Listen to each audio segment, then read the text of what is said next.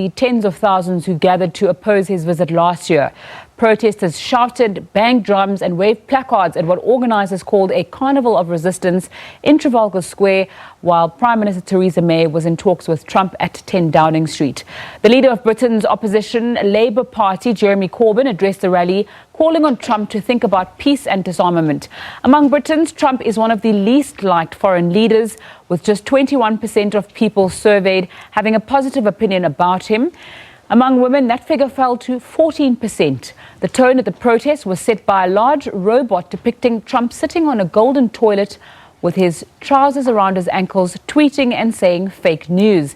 There were small pockets of support for the US president, with a few men wearing red "Make America Great Again" caps among the crowd. They said the protests against him were an insult to Britain's most powerful ally.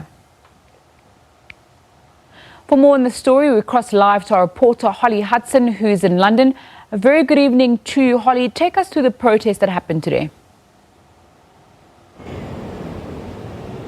Well, I'm stood here in the centre of Trafalgar Square, where the crowds first gathered this morning to protest against Donald Trump's visit. Of course, the invitation itself was controversial, as this is a state visit, meaning he's here at the invitation of the Queen, and many argue that he shouldn't have been extended that honour, particularly so soon after becoming president, because his policies, they say, are divisive. He is childish, he is a bully, and after coming and arriving here in Trafalgar Square earlier, they moved down just ahead of me to Whitehall, where Theresa May and Donald Trump were holding talks at Downing Street, hoping that the president would see this time the infamous Trump baby blimp, a 20-foot-high balloon showing him dressed as an angry orange baby. As you mentioned there were lots of protesters dressed up, holding placards. A man dressed as Donald Trump and a very good lookalike has actually just walked behind me here as well. So they did describe this as a carnival of resistance, but a very strong message that many protesters wanted to make Donald Trump realise. He himself, of course,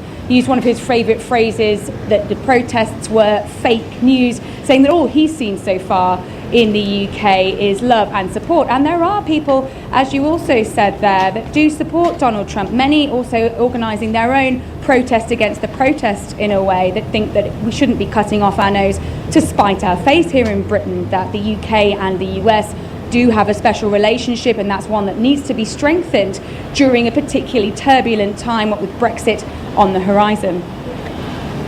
Holly, Donald Trump is celebrated by some UK politicians. Nigel Farage said to visit him and try and have discussions with him while he's in the UK.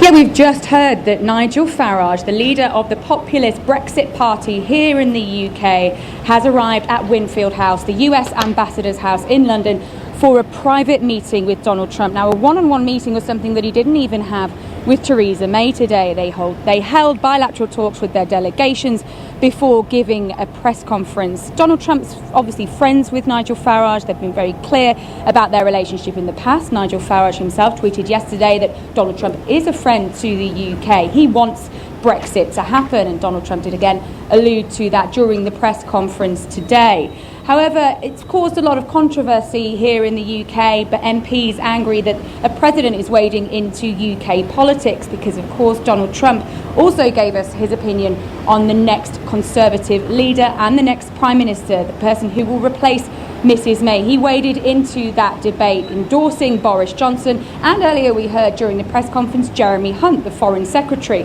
before then turning to Theresa May to ask her opinion on the Environment Secretary, Michael Gove, who we also hear that he will be holding a meeting with as well. Boris Johnson declining a meeting with Trump, saying he had prior commitments.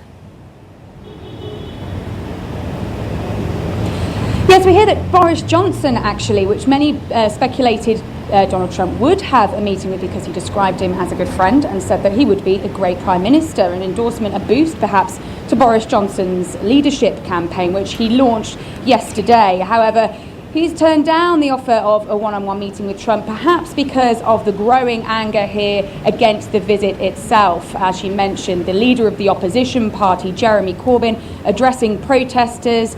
He's described the president as a bully, not least because of his inflammatory comments against the London mayor before he even touched down on British soil yesterday on Air Force One.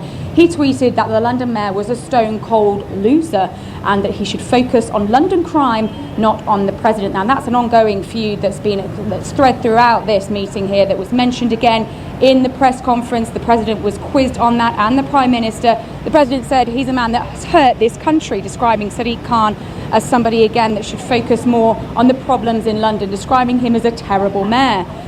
Sadiq Khan responding, saying that Trump is a friend, but when your best friend does something bad, you call them out on it. And he is a far-right poster boy, as he described.